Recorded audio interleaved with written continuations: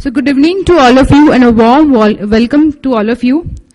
Over the years, Sanofi has partnered regularly with the medical fraternity through various academic activities in the field of allergy with the best in-class CMEs and campaigns. Our endeavor is not only to continue these efforts but to expand its reach through the updated latest technology. Today's program is the third in the series of symposium to be held across India on recent updates on ARIA guidelines. And today amongst us we have eminent Professor Buski, who will be talking on and presenting on the latest developments on the ARIA guidelines. Over the next few days, we hope clinicians across India will benefit from the updates and the knowledge shared by Professor Buski. I have the pleasure of extending the warm welcome to all the eminent clinicians who are connected with us from 26 cities across India and 2 centers in Sri Lanka. I would now like to welcome my colleague, Dr. Rahul Joshi, to take the proceedings ahead.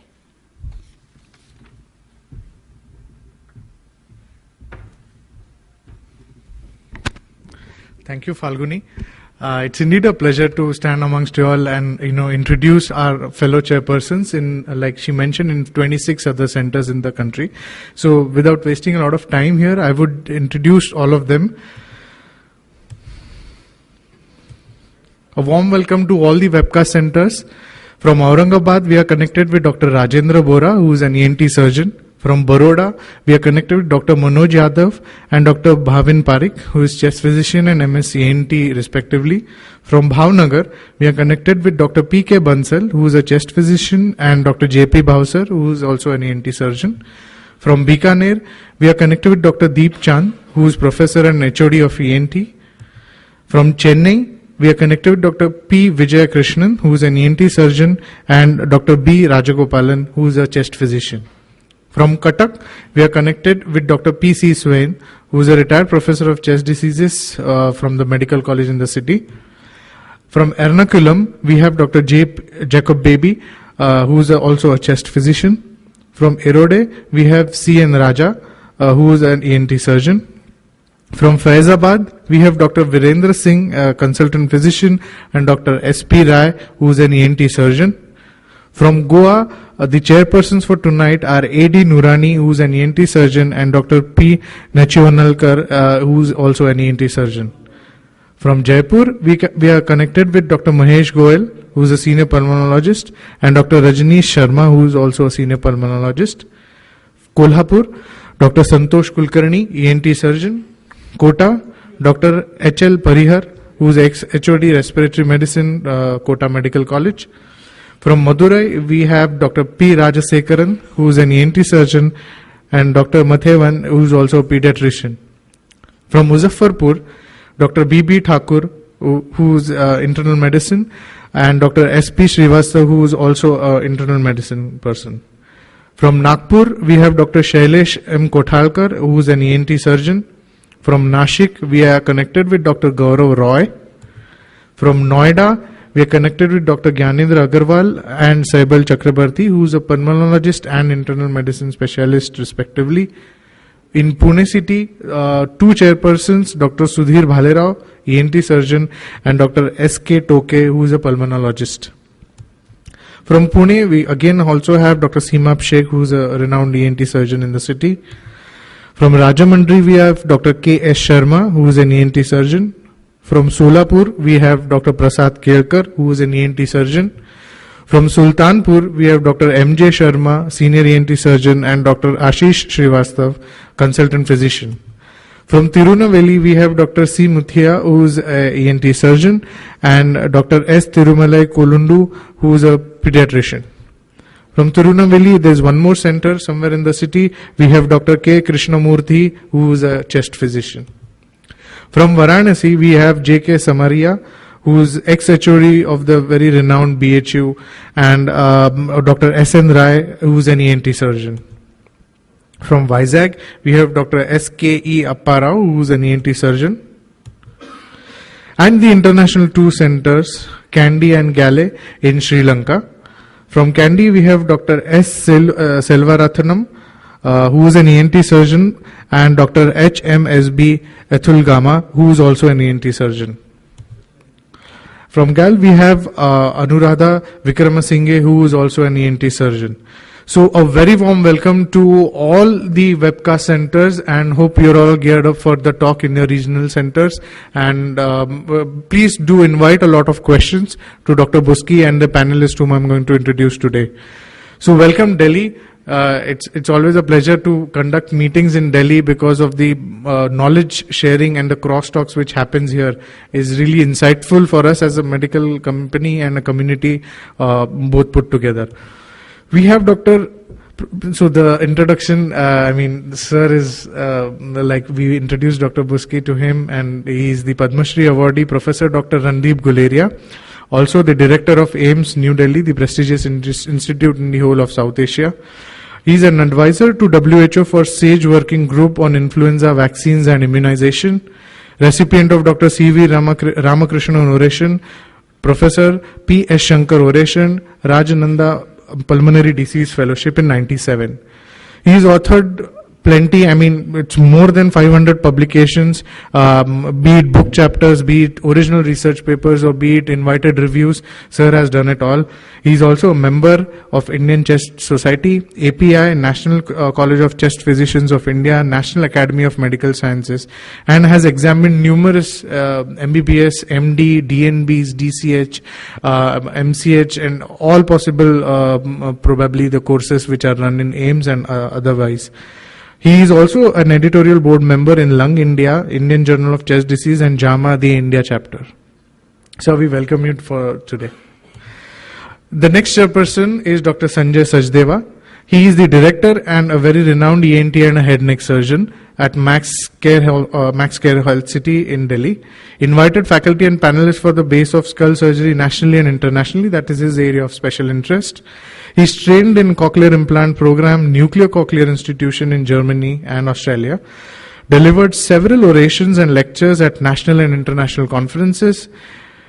Fields of interest, like I mentioned, anterior base skull surgery, snoring and obstructive sleep apnea disorder, cochlear implant and laser surgeries is what he loves doing.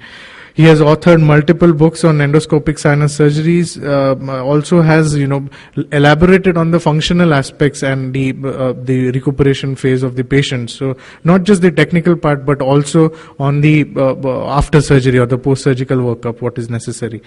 And the anterior base cell surgery approach, which is, like I mentioned, is surgery of interest. The next for today, we have Dr. Ashok Shah.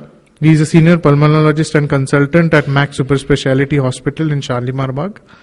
He is former director and head, University Department of Pulmonary Medicine, Faculty of Medicines in University of Delhi, fellow of National Academy of Medical Sciences, president from 2011 to 12, Indian College of Allergy, Asthma and Applied Immunology. He's also been on the editorial board of multiple journals like the Indian Journal of Chest Disease and Allied Science, Indian Journal of Allergy, Asthma and Immunology, and also section editor for Lung India. He's an external Indian editorial advisor for Annals of American Thoracic Society, European Respiratory Journal. Immense amount of publication goes to his credit, International 107, National 63, and book chapters and also books alone. The next chairperson for today's evening is Dr. Krishnan Chuk. He is the HOD, Director of PICU and Peds Department in Fortis, Gurgaon. He is the Dean of Indian College of Pediatrics, Chancellor of College of Pediatric of Critical Care, Founder Chairman IIP Intensive Care Chapter, Past Chairman IIP Respiratory Society, Chairman Pedicon 2015, and more than 10 books who has authored and 100 or 50 national and international papers published till date. To introduce Dr. Buski, may I now please invite Dr. Guleria to please come up on dais and invite Dr. Buski. Sir, please.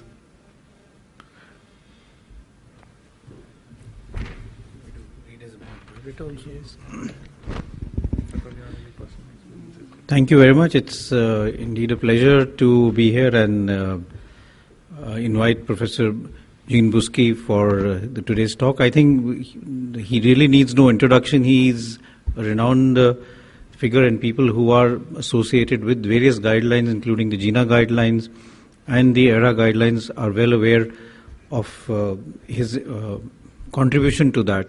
So I'll just read out what his basic achievements have been. He's been the past chairman of the Global Initiative Asthma, the GINA, and the National Institute of Health in Bethesda.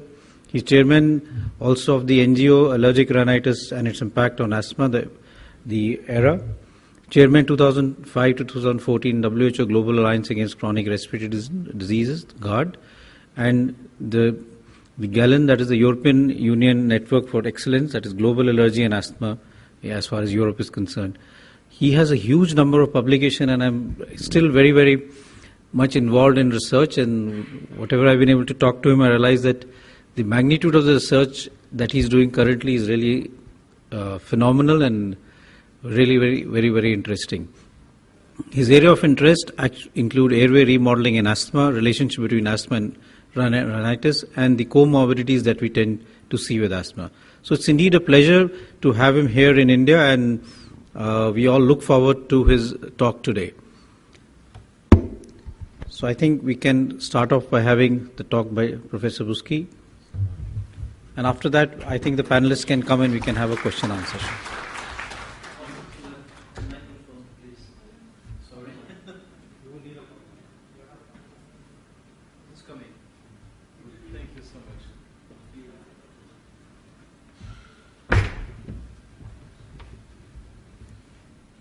Good evening, ladies and gentlemen. It is my great pleasure to be with you today. And I would like to tell you that I love India. And this afternoon, I had the pleasure to go to the National Museum for about 3 hours. And I think this is one of the most interesting museums I know in the world. In particular, I was very interested in the Gandhara sculptures. I think they are extremely interesting, and they show how India was able to interact with the West at that time already, that is to say, around the Christ time. So I'm delighted to be here because I know many Indian colleagues and they are excellent. So it's a privilege for me to be here. Secondly, there is something missing in ARIA. It's an Indian chapter. And I would be delighted after, after my presentations in India to have an Indian chapter of ARIA. So I think this is very important. Well, how did it start?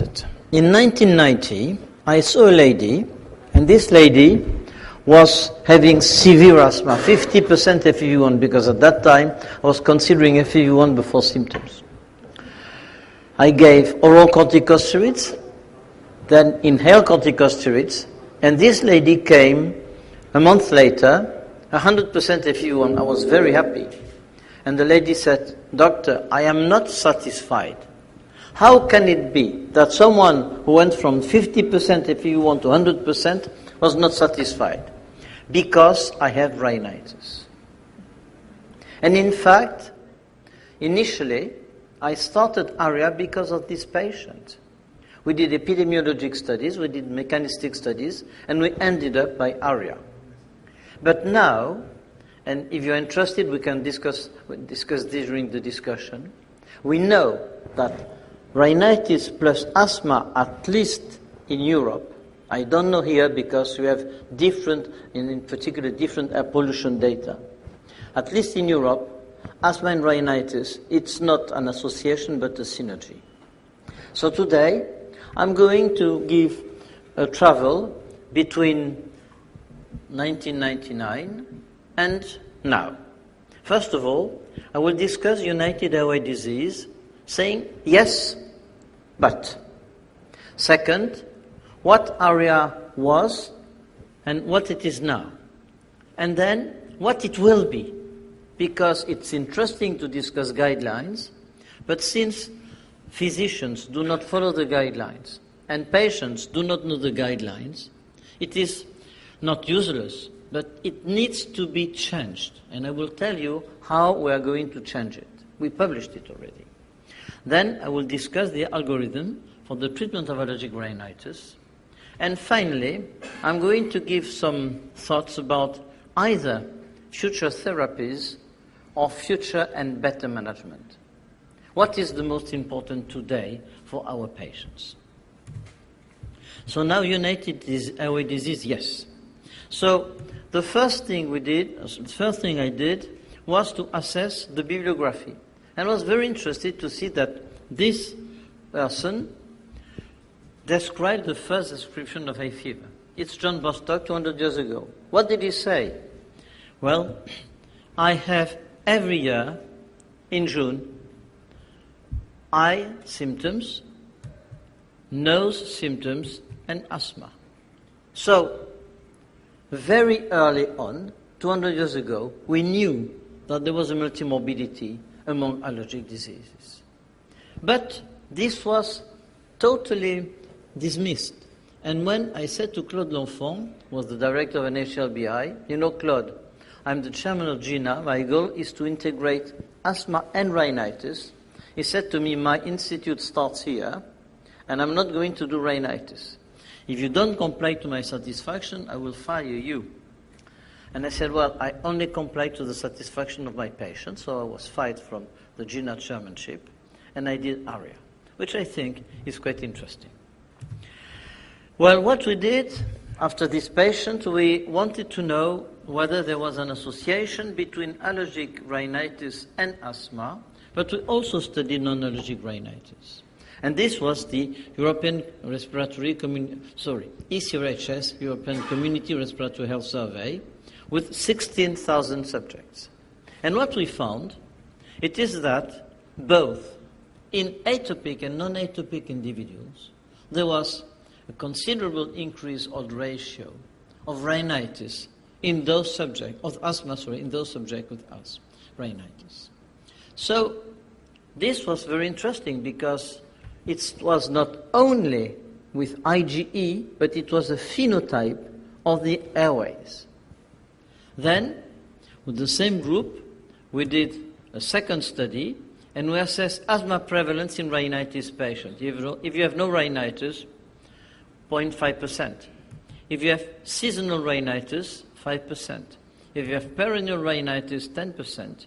If you have both seasonal and persistent rhinitis, which is persistent rhinitis, then you have 16%. This again was in 16,000 subjects. So now we know that it exists, but when we did these studies, we were not completely sure about the system. Well, there is another paper published by Stefano Guerra. It's funny because we published a paper in the same journal this week together, but this is on endotypes now and in asthma. So what was important, it is that patients with moderate and severe rhinitis were more prone to develop asthma. So once again, there is this link between rhinitis and asthma. And the last study I would like to show you is a study of Professor David Price. He showed that in 26,000 subjects, 27,000 subjects, if you have asthma alone, you have less hospitalization than if you have asthma plus rhinitis. So it is interesting to show that there are links between asthma and rhinitis. But, well, first of all, we thought that there were a link, but we didn't know exactly what was the magnitude of the link. And with the cell phone approach that we have now, we're able to identify better links. Well, it is a very simple system. It's a visual analog scale. You put your finger between not at all bothersome and extremely bothersome. And how much are your allergic symptoms bothering you today? Second question, your nose symptoms. Third question, your eye symptoms. And fourth question, asthma. First of all, you can see that there is a quite high correlation in 42,000 days between rhinitis and how are you today. I think that it is difficult to find a better correlation using a cell phone and just your finger. Now, what we tried to find was the prevalence of symptoms according to the severity of the disease, from 0, no disease, to 100, very severe disease. You see that rhinitis prevalence is very quickly very high. The second very important point is work. So there is an impact of work productivity in rhinitis. And in fact, if we take 16,000 days, we have a correlation of 0.82 with rhinitis, of 0.87 with global symptoms, only 0.60 with asthma. So asthma is impairing far less work productivity than rhinitis, but global symptoms are more.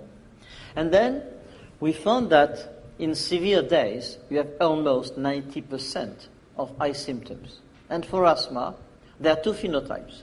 One is an increasing phenotype, up to 80%.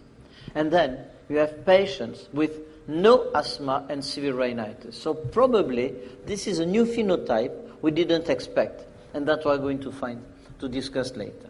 Now, you're going to tell me, well, this is interesting, but what would be more interesting? It's to be the severity. Look at the severity. It's almost a direct correlation between VS global measured and rhinitis. But also, it is highly correlated for eyes, asthma, and work, except for the very severe patients with rhinitis who do not have asthma. So again, this phenotype, we need to work more on it, but this phenotype may be very interesting to assess. Well, the important issue is this. Well, for many years, we discussed remodeling.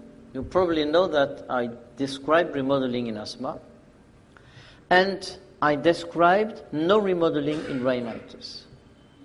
Because in fact, in rhinitis, there is no remodeling of the airways. If you had remodeling of the airways, no one could breathe, because there is always an inflammatory insult, air pollution, allergens, anything. So everyone would be a totally blocked nose. And in fact, there is no remodeling in the nose, and there is no remodeling in the skin. It's only skin fibrosis because of scratching that you have for eczema.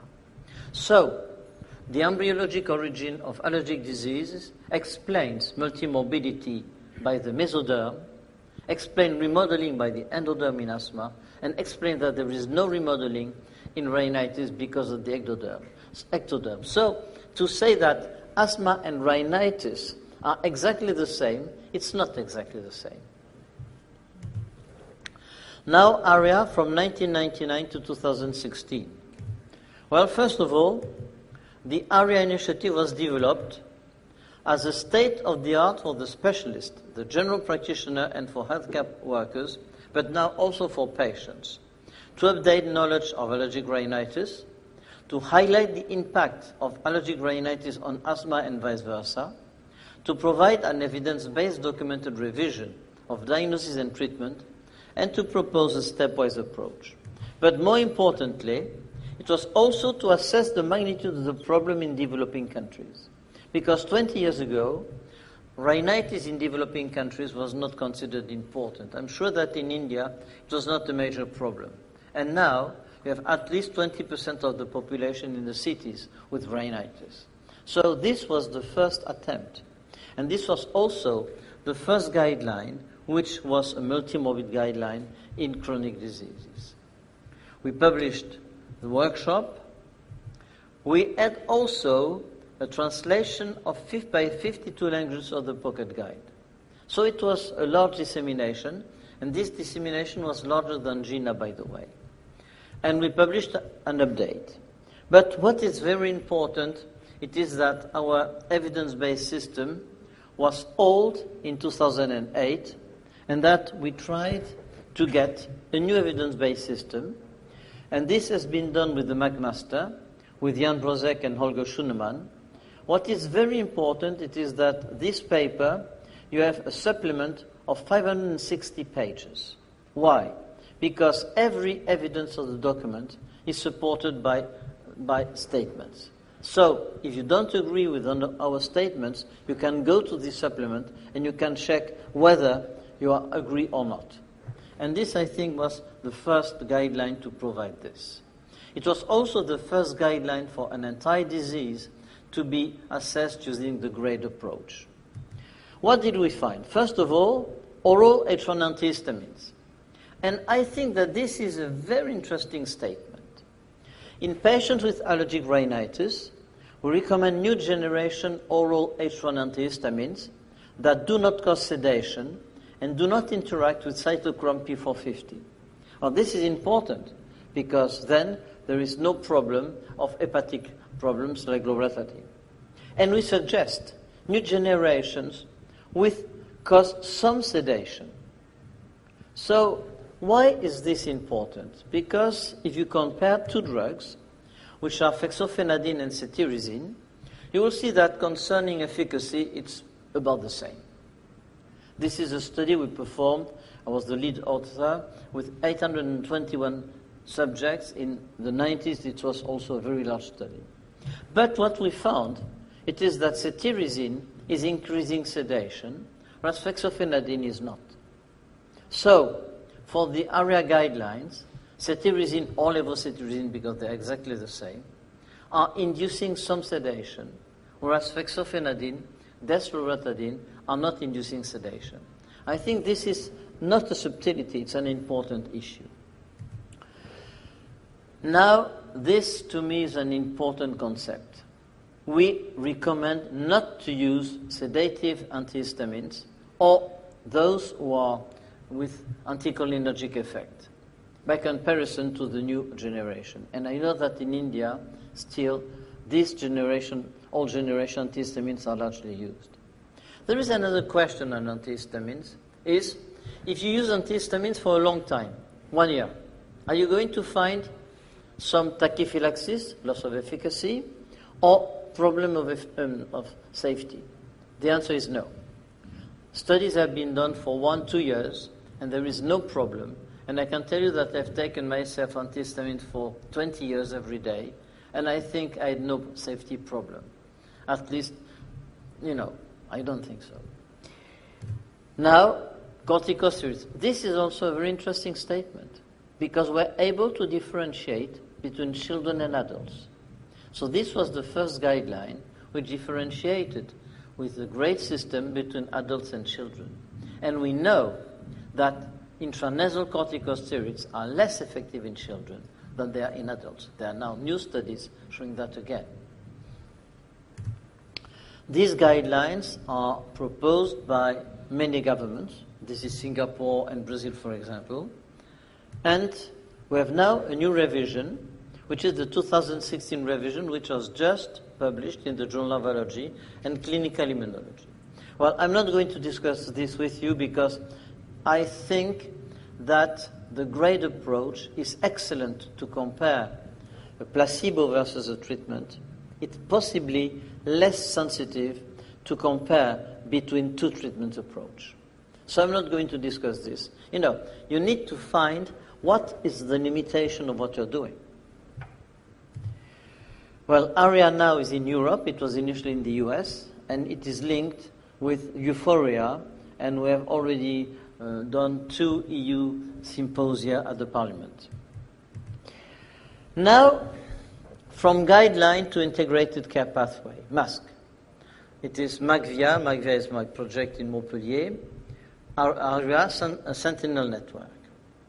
We think that guidelines are not sufficient. And what we have proposed is this: care pathways, implementing emerging technologies for predictive medicine in rhinitis and asthma comorbidity across the life cycle. And this is what we're doing now with the cell phone approach I showed you.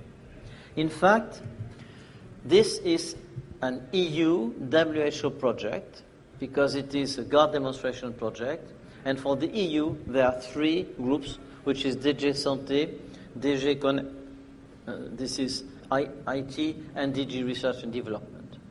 And in this paper, we have even 1 or 2 ministers of health, because we think that we need to develop products which are across stakeholders, but people who are usually starting guidelines from the science to the policymakers.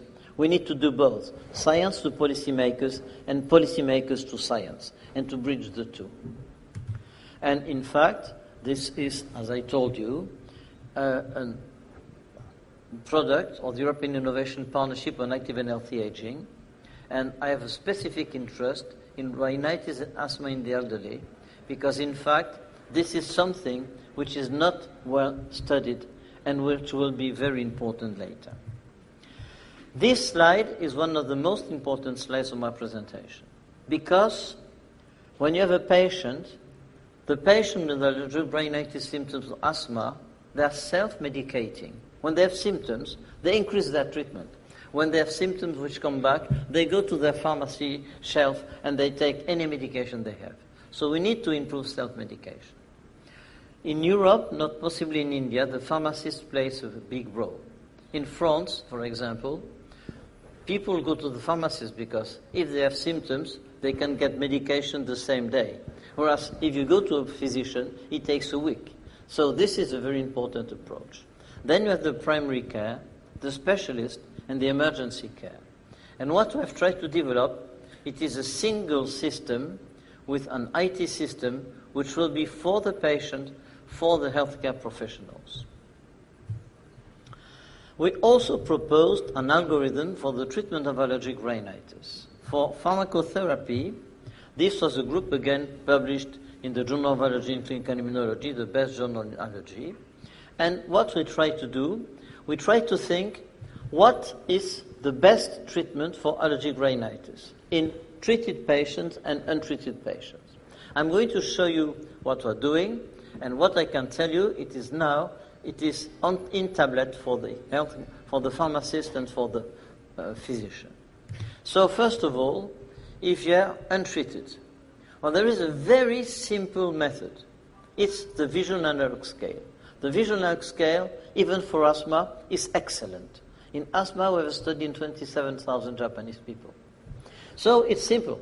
If you have a cell phone, they put their finger. If you don't have a cell phone, you have a line, whatever it is. If it is over 50%, the patient is uncontrolled. If it is less than 50%, the patient is controlled. So if the patient is controlled with symptomatic, untreated, if you have some symptoms, you can give whatever you want.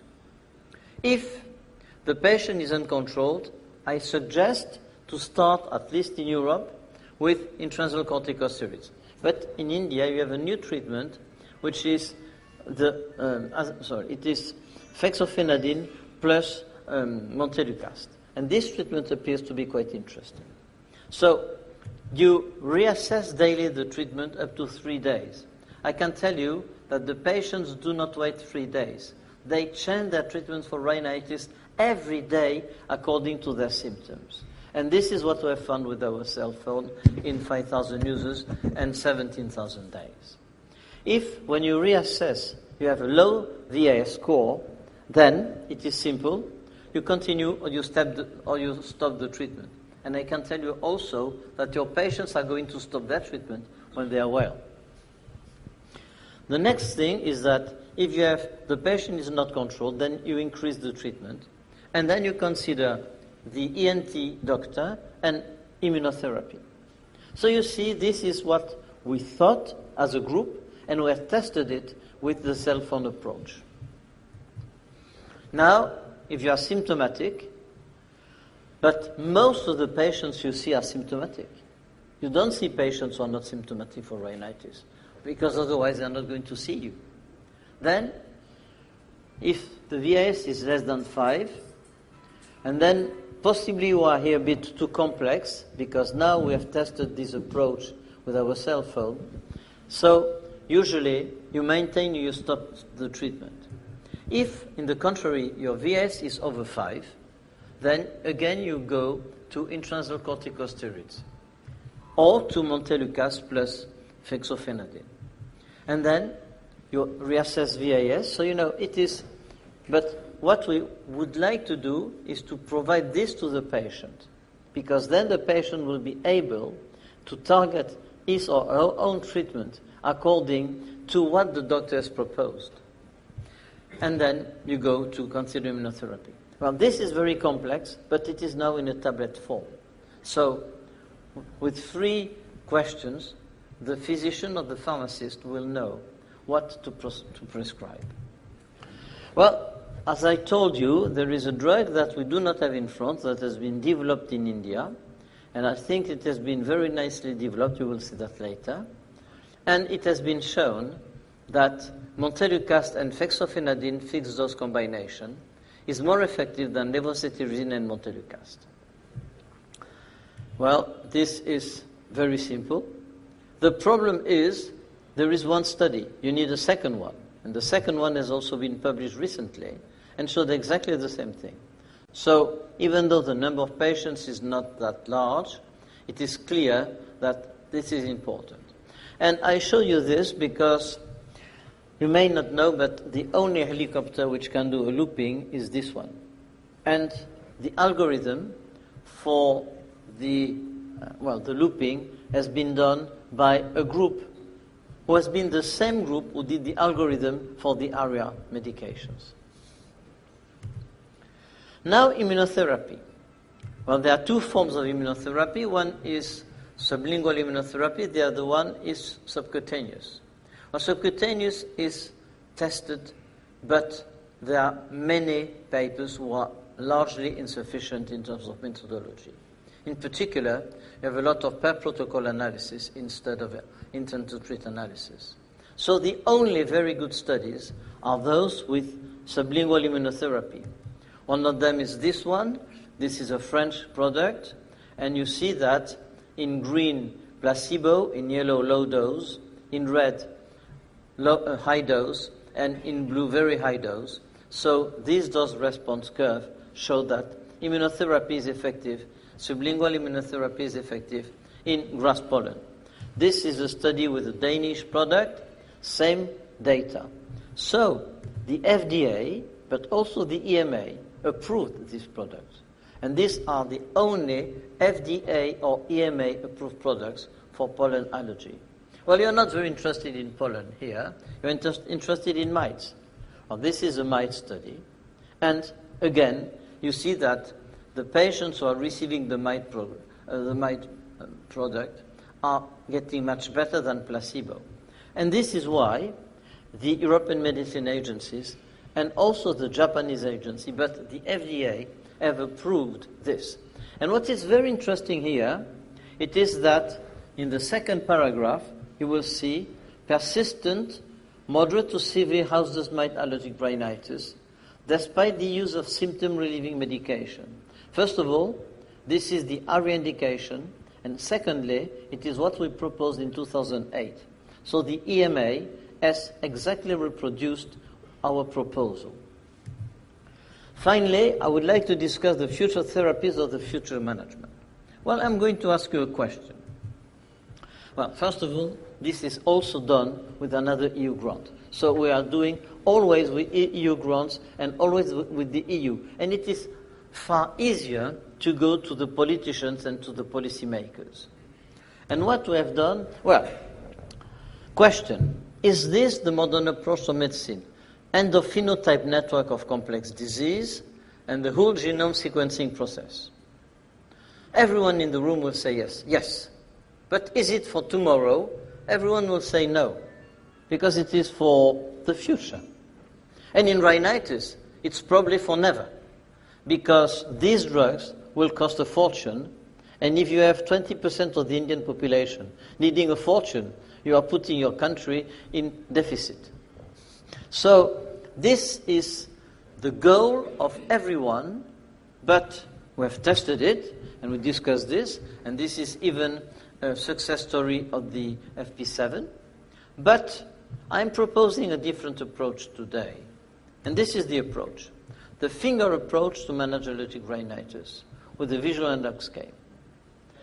I should like to tell you that in our system, we have all the medications of 23 countries listed. So we can assess all medications and compare countries. Well, again, I'm starting with this, and we have the cell phone and the tablet.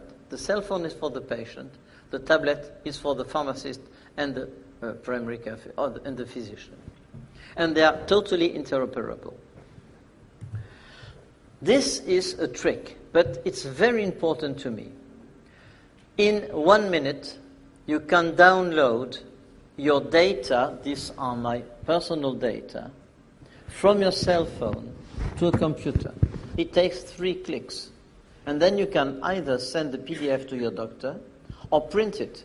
And then your doctor, for both asthma and rhinitis, can see immediately what were your symptoms, the control of the disease, and what were the medications you were taking.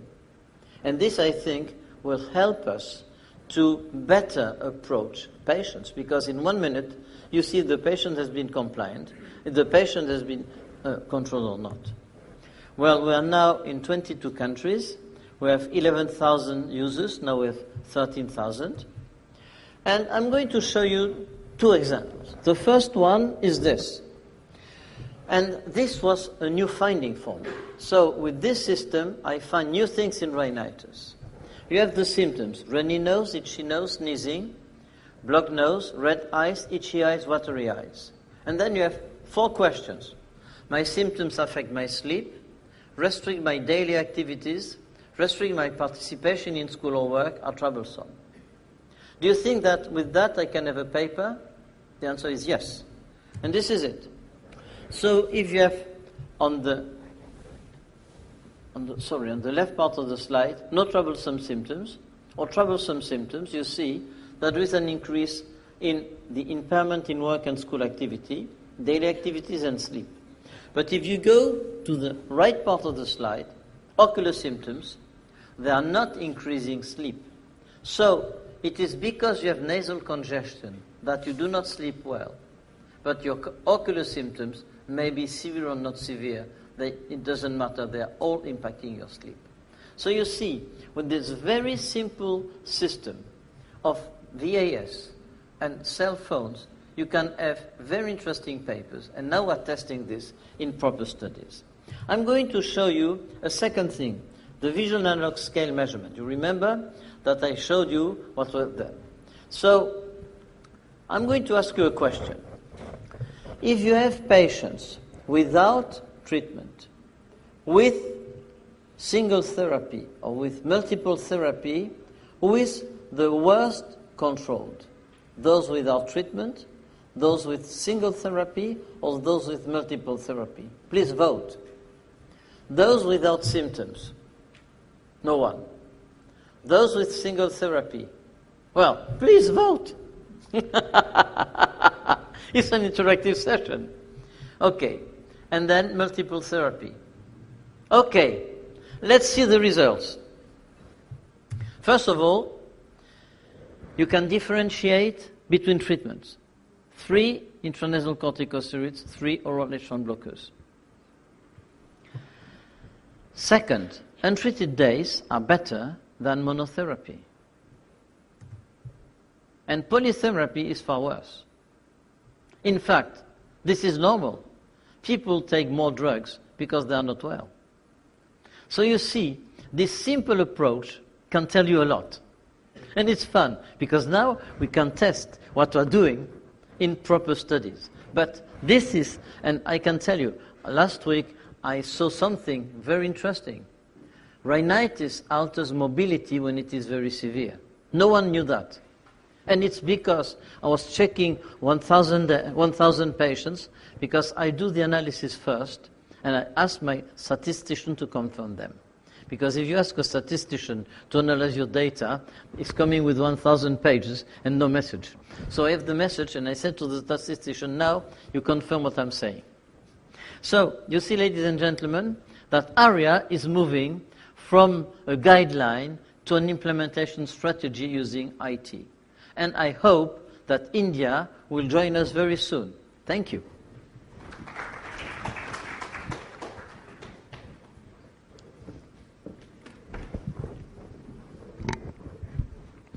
Thank you so much, Professor Buski, for a very insightful lecture, taking us to the history of ARIA, its evolution over the years, the latest updates, ARIA to the integrated care pathways, and of course, how to use technology to manage allergic rhinitis better. I'm sure doctors here in Delhi, as well as across web centers in India and Sri Lanka, have multiple questions for Professor Buski. And while we collect the same, I have a small request and a kind attention that I require from all the doctors across the country and through Sri Lanka, where we would like to share with you the breaking news that we've been hinting at since you entered the room.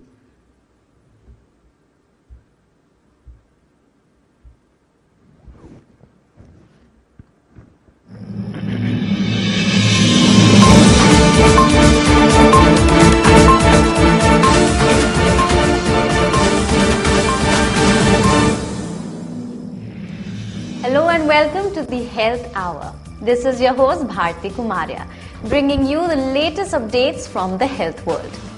To begin with, the newest buzz in the market is GST. From 1st of July, GST has affected various sectors in different ways, but we turn our spotlight on the health sector. It is expected that GST would have a constructive effect on the pharma sector. There are hopes to witness a promising development in healthcare. Moving on, monsoon has set in India. Torrential downpour, particularly over Mumbai, Delhi and parts of Gujarat, has affected the cities along with its people. And with the rain and increasing pollution, allergy season has set in. Rain boosts allergens like pollen and mold, causing runny noses, thus triggering the condition of allergic rhinitis. Ignoring symptoms like sneezing, nasal itching and obstruction can impact quality of life and hamper day-to-day activities. We interrupt this bulletin with the breaking news. Reports have just come in that pharmaceutical giant Sanofi has crossed yet another milestone. For the very first time, Sanofi's hugely popular anti-allergy brand Allegra M has been endorsed for its quality and innovation, and the reports are published in the renowned Indian Journal of Pharmaceutical Sciences. Allegra M, the #1 fexofenadine montelukast drug, is used to treat persistent allergic rhinitis. The published reports talk about the bioequivalence of this combination. Over the years, Sanofi constantly innovated and improved upon Allegra and developed Allegra M in 2013, the first ever bioequivalent bilayer tablet. This publication is a testimony to this remarkable feat. The Indian Journal of Pharmaceutical Sciences has recognized this very innovative spirit. And for more on this breaking news, let's have someone from the house of Sanofi who has developed this formulation of Allegra M, Dr. Praveen Kullar from Goa Development Center.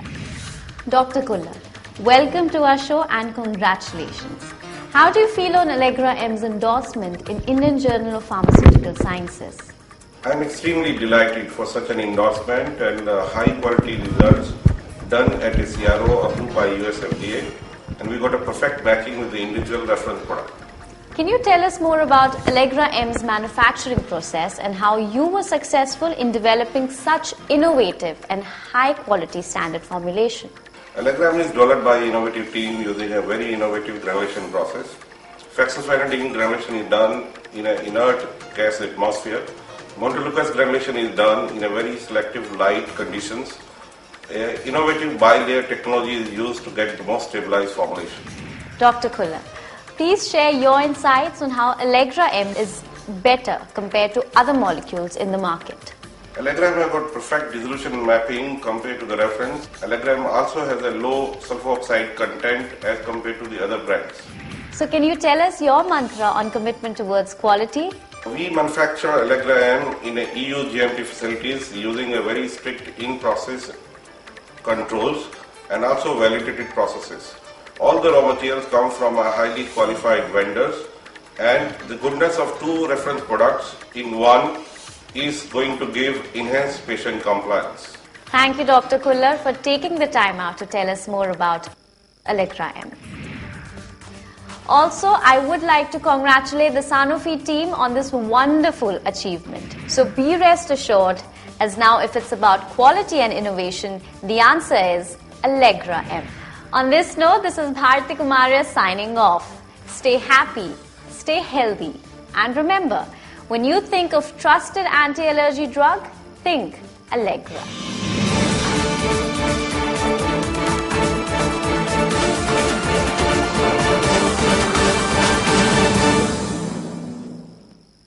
Doctors, it is indeed a moment of pride and honor for us in the house of Sanofi to have this endorsement on quality and innovation. May I now request Professor Buski and our chairpersons to kindly have the unveiling done.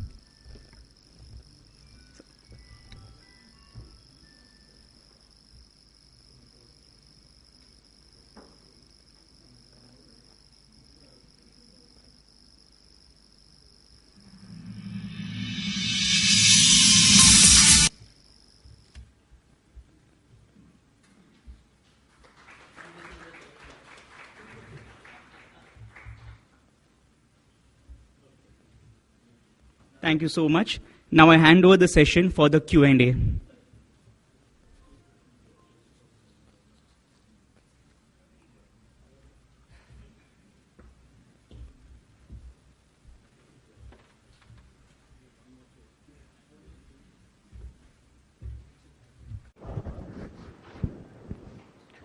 So I think if there are any questions from the audience, we can have them. In the meantime, we can go through some of the questions that are have come through the various other centers.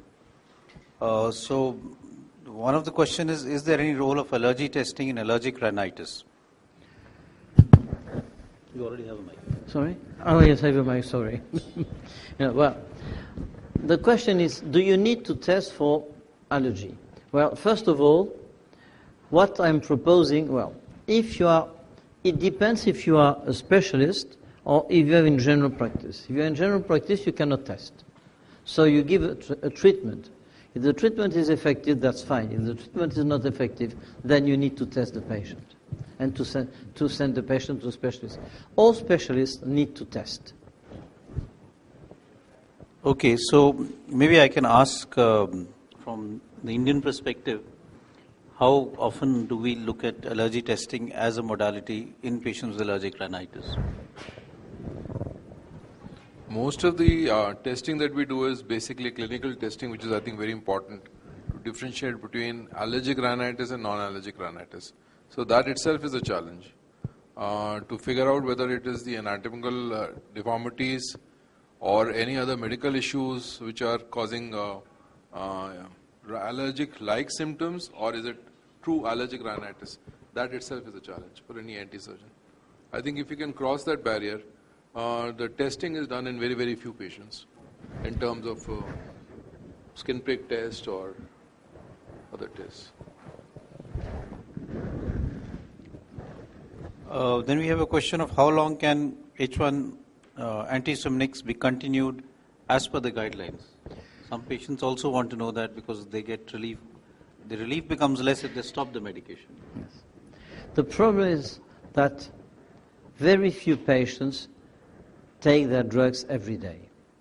Secondly, the studies which have been done over 1 year, over 2 years with many H1 blockers show that there is no difference in, well, first in efficacy, and that there is no safety effect.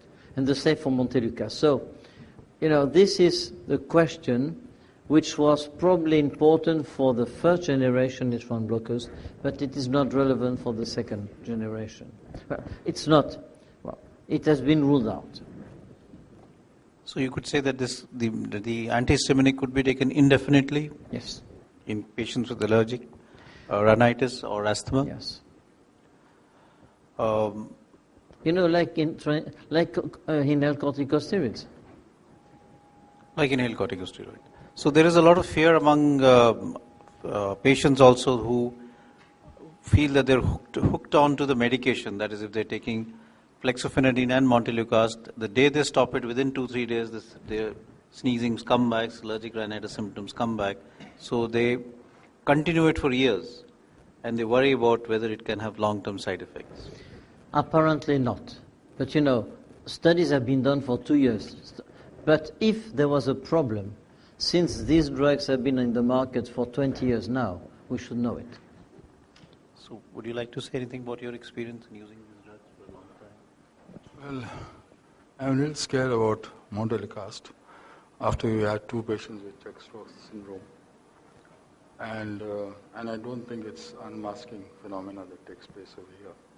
But definitely you can use the antihistamine, especially hexabenazine, for a long time without any problems whatsoever.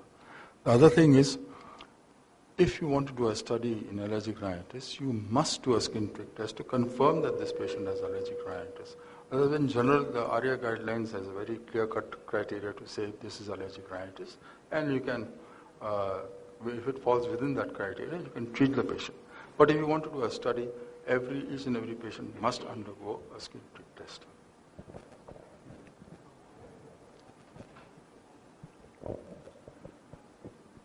And then can flexofenadine lead to sedation in cases of renal failure? So is there any dose modification in patients with hepatic or renal dysfunction as far as Well, I think it is an ENT question, rather.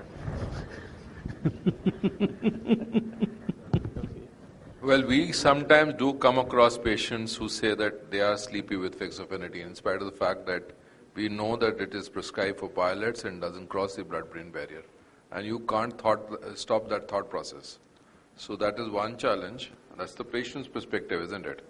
And secondly, I don't think there is any need for dose reduction in renal or hepatic problems. No, there is no problem. So there's another question from Noida. Why intranasal corticosteroids are not very effective in managing allergic rhinitis in children? Well, we do not know, but this is, well, inhaled corticosteroids are extraordinarily effective in asthma in children. That's known. But in all studies, well, probably because the studies which have been done are difficult to be done in children. In children, the patient-reported outcomes are different than in adults, but we use the same patient-reported outcomes in the children trial and in the adults trial. And secondly, it is possible that children do not report properly what they do. Well, we have done a study with a drug which is coming from India, by the way. It is azelastine plus fluticasone. And it was shown that when the parents are reporting the child effect, it is not very effective, whereas when the child is reporting the effect, it is much more effective. So I think that there are also some methodological problems. What about your experience? I think one thing that to say that they are not effective is probably not correct. They are effective, maybe somewhat less than in adults, but nasal intranasal steroids are effective, especially in those children who have more of nasal blockage than of nasal discharge. For nasal discharge, we feel that these H1 antagonists are the ones, histamine antagonists, they are the ones which are more effective. But when it comes to blockage, probably steroids do a good job. So the other question is, how early can we consider immunotherapy in patients with uncontrolled allergic rhinitis? So if you have a patient who comes to you, how long should you really wait before you consider initiating immunotherapy? Well, it depends. With the system I showed you, probably first year. Because since you are going to have the data, you are going to see that patients are not controlled during the peak of the pollen season, because in my country it is the peak of the pollen season, in your country it is might. But you see, if you have patients who are steadily uncontrolled for at least a month, with the regular treatment, because they monitor the treatment, then you can say the patient is resistant. So this IT system will help to reduce the time from diagnosis to immunotherapy, and will select those patients who will really need that. So it's also stratification of patients. Yes, so I think it would be important to optimize treatment and see for compliance. And if that is still not working and the patient is uncontrolled, then one could consider immunotherapy. Continuing with immunotherapy, the question is, what is the importance of immunotherapy in patients with asthma? And any comments on what the GINA guidelines have to say? There's a slight change in the 2017 GINA guidelines as far as immunotherapy is concerned. So your comments on that. Well, the problem of immunotherapy in asthma is complex, because you cannot give immunotherapy in the most severe patients because it may be harmful. And in the least severe patients, or in the mild to moderate patients, the treatment with inhaled series is very effective.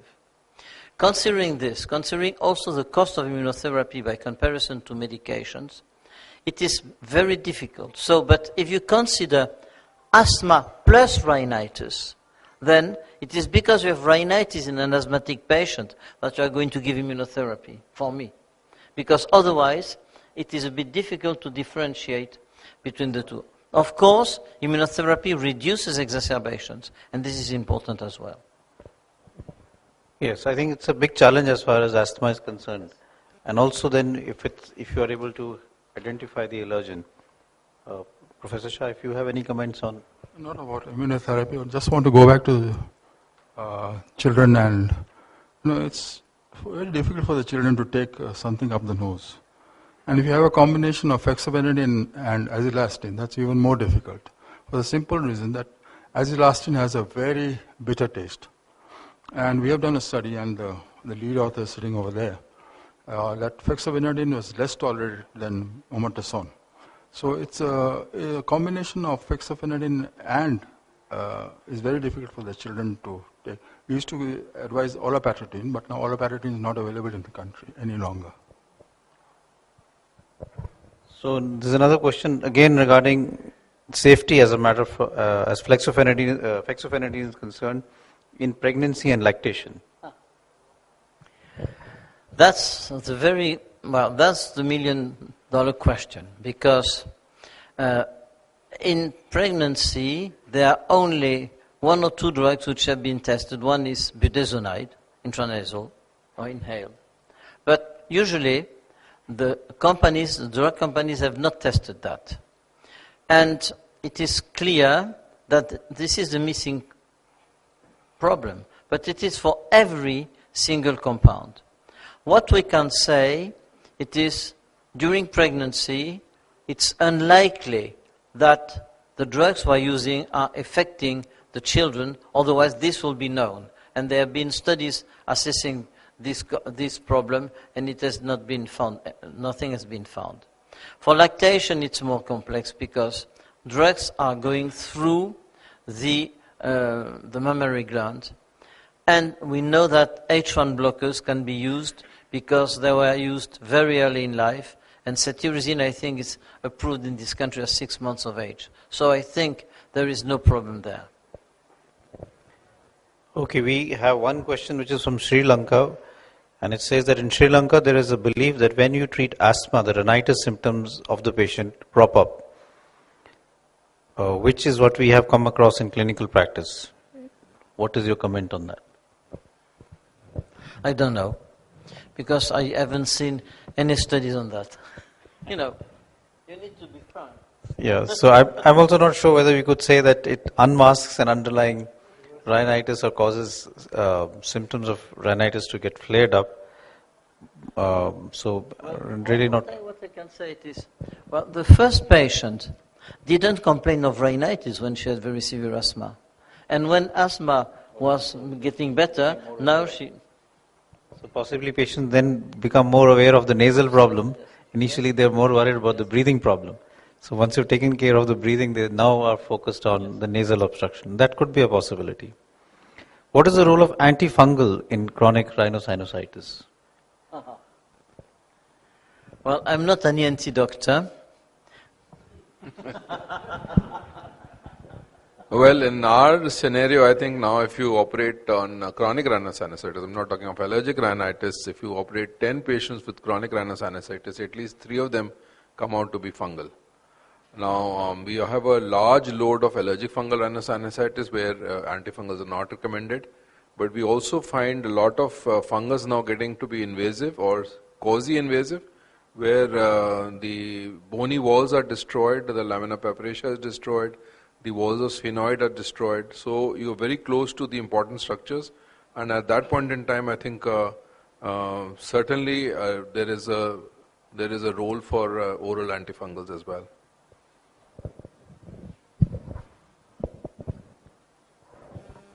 Okay. Allergic aspirate sinusitis was first reported not by colleagues in the ENT, but by us from Patel Chest Institute. And it's not uncommon in our country. In fact, of the 131 patients of allergic rhinitis that we were working on, we had about 18 or 19 patients who we thought had fungal sinusitis. And only a few of them consented to undergo the FES that is required for the diagnosis of allergic fungal sinusitis. And after that, we had 3 patients who turned out to be allergic fungal sinusitis. Right. So then now there's another question that what is the place of oral corticosteroids in the management of allergic rhinitis? As little as possible. So what you have to do, first of all, you have to step up, as I proposed, and you have very effective drugs also to step up. And then I think that many patients who are said to be allergic rhinitis are not in reality. So you should use oral corticosteroids and injectable, needless to say, never, but oral corticosteroids as little as you can. Of course, I am not in a situation like, I'm not a general practitioner, and the general practitioners may use that for a few days, but possibly less than, at least. Thank you. And then there's two questions which I'll combine into one.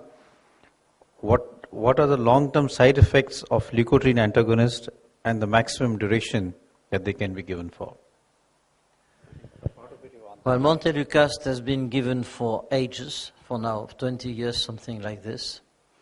No side effect, no long-term effect, no tachyphylaxis.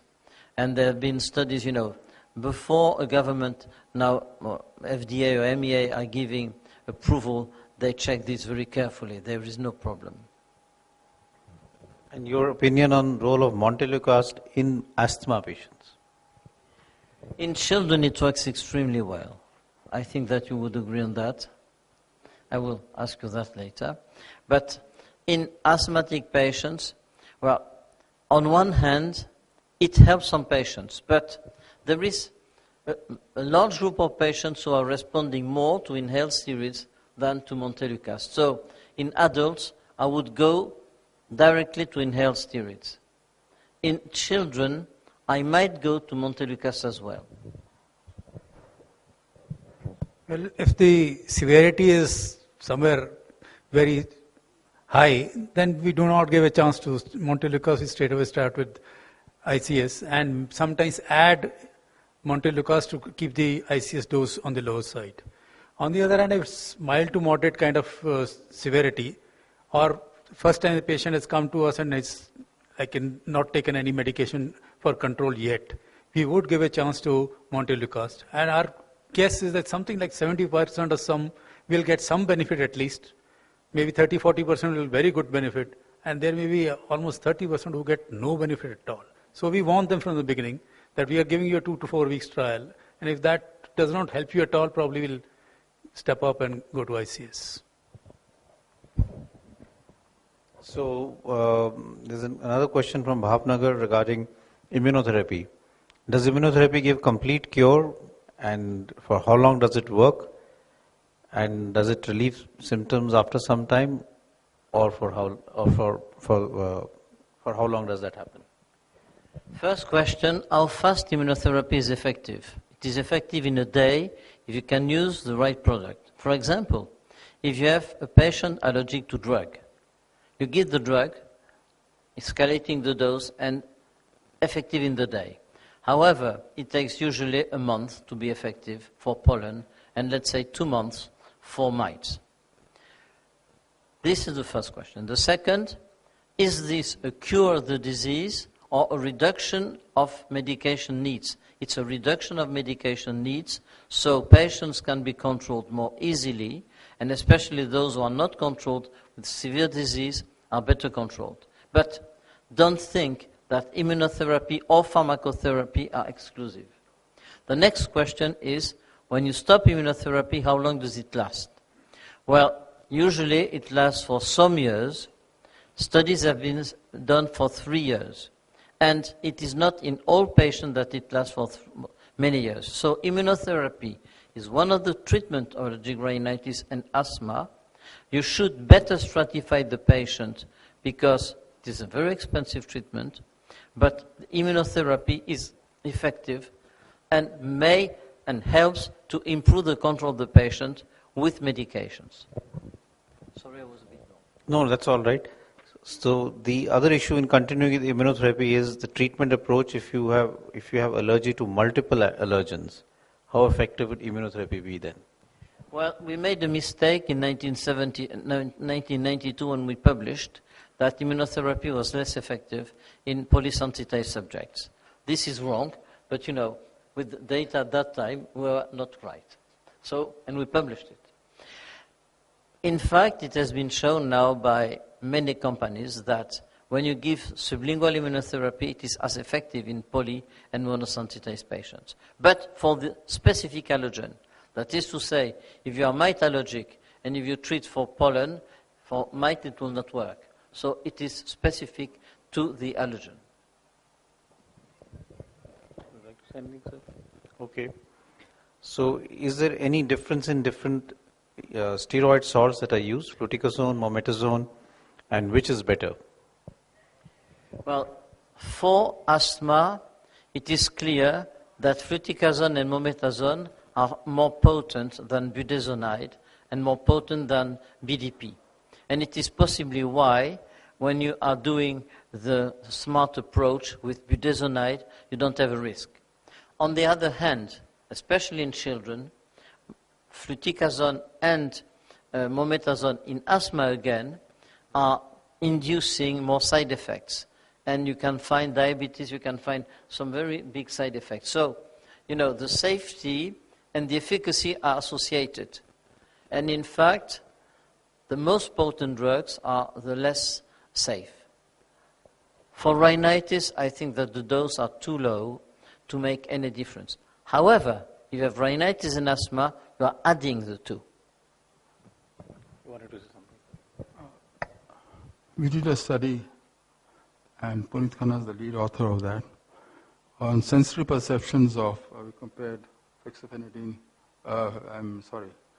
fluticasone with mometasone, and mometasone was much better tolerated by all our patients. It was a double-blind study, and it's very difficult for patients to tolerate fluticasone as compared to mometasone. And if you add, and the quality of life is also poorer, if you add azilastin to that, it has a very bitter aftertaste.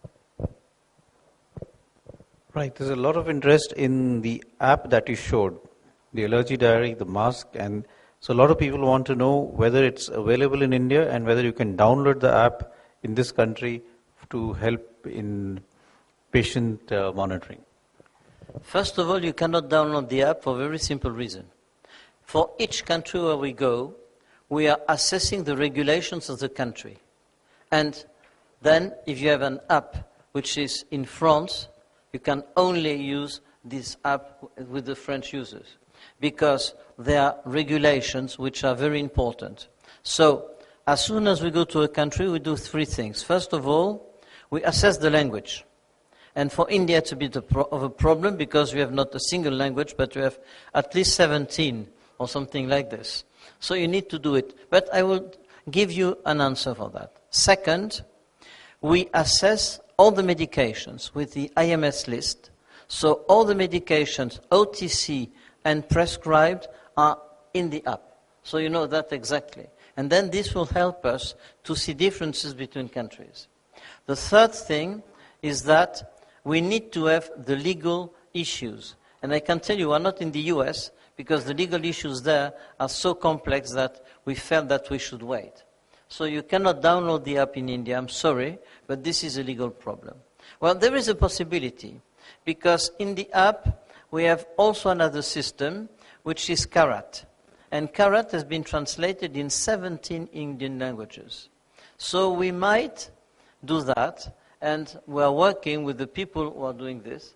So we may have this Karat information in the app, and thank you for asking the question. Thank you. We'll just take a few more questions. Any other questions from the audience? We can have that. You can just raise your hand and we'll give you the mic. Yes? Yeah. Microphone, please. So while the mic is going, there's one more question. What is the criteria for stepping down the treatment as far as allergic rhinitis is concerned as per the guidelines? Well, for me, it is improvement in symptoms. But as I said to you, patients are doing this before you tell them. How many patients are compliant? You know, who has rhinitis in this room? Raise your hands. I cannot be the only one. 2, 3, 4. Come on, come on. Who has rhinitis in the room? Please raise your hands. Okay, so 4 here and 0 there, that's not possible. Allez, come on, raise your hands. Ah, that's better now. Okay, now who is taking the medication regularly? So thank you, the question is right. It's done. Okay. May I just ask you a question regarding ARIA guidelines only? Now, we published in J-Asthma some time ago, maybe a couple of years ago. We had 216 patients of asthma or allergic rhinitis or asthma and allergic rhinitis. Many of these patients, all these patients had skin prick test. They were all confirmed, and they all underwent CT of the paranasal sinuses. And we found that many of these patients with allergic rhinitis as well all had sinusitis, and many of them also had polyps. So how do we go about that? Well, this is not exactly what we found because we studied patients with rhinitis and we didn't find nasal polyps. So I think that in India you have air pollution data which are very important in interacting a lot with allergy. And this may induce nasal polyps. And also we may have also nutritional factors which may impact. So I think that we should not compare different countries, but we should assess what is in the different countries in order to better understand the disease. So I think this question can actually go to Dr. Sachdeva. Okay, we'll have that question there first. Professor Buske, thanks for a very informative lecture there. My question is regarding one of your slides where you said that compared to asthma, in rhinitis there is not much of remodeling happening.